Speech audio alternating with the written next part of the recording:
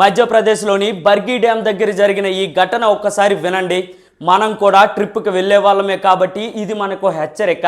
ఫ్యామిలీతో హ్యాపీగా వెళ్ళిన టూరిస్టులు government approval double decker cruise ఎక్కారు. పైన డెక్ మీద నిలబడి ఫోటోలు, లోపల మ్యూజిక్, పిల్లల ఆటలు, అందరి ముఖాల్లో ఆనందం, ఒకే నమ్మకం ఇది సేఫ్ అని. కానీ అదే సమయంలో వాతావరణ శాఖ ముందే ఎల్లో అలర్ట్ ఇచ్చింది. భారీ గాలిలో అకస్మాత్తుగా వాతావరణ మార్పు ఉందని క్లియర్గా చెప్పింది. అధికారులకు తెలుసు, టూరిస్ట్ డిపార్ట్మెంట్కు తెలుసు, బోట్ ఆపరేటర్లకు కూడా తెలుసు. ఆయన ట్రిప్ క్యాన్సిల్ కాలేదు. ఎందుకు? ఆ రోజు కలెక్షన్ పోతుందనే భయం.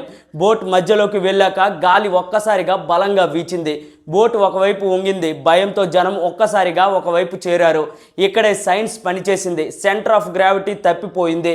బోట్ బ్యాలెన్స్ పూర్తిగా కోల్పోయింది. కొన్ని క్షణాల్లో ఆ క్రూజ్ ఒక్కసారిగా మునిగిపోవడం మొదలైంది. ఇక్కడే అత్యంత దారుణమైన విషయం. లైవ్ జాకెట్స్ ఉన్నాయి, కానీ కిందన లాక్ చేసి పెట్టారు.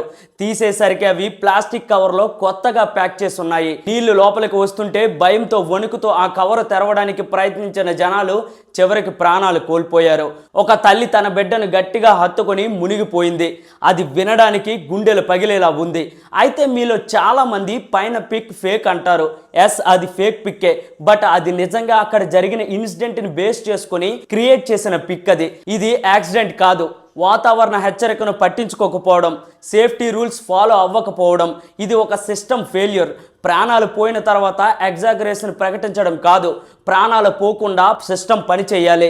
లేకపోతే మళ్ళీ చెప్తున్నా, ఇది 100% యాక్సిడెంట్ కాదు. ఇది నిర్లక్ష్య హత్య. మన దగ్గర కూడా పాపికొండలు, గోదావరి బోటు ప్రమాదాల్లో ఇవే కారణాలు చూసాం. కానీ మనం నేర్చుకోలేదు.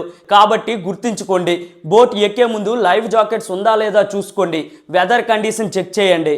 డౌట్ ఉంటే ఎక్కొద్దు. ఈరోజు బర్గి డ్యామ్, రేపు మన గోదావరి కూడా కావచ్చు. మార్పు ఇప్పుడే రాకపోతే ప్రమాదం మళ్ళీ జరుగుతుంది. ఈ సేఫ్టీ ఇన్ఫర్మేషన్ మీ ఫ్యామిలీ మెంబర్స్ కూడా తెలియాలంటే వీడియోని లైక్ చేసి షేర్ చేయండి. జై హింద్.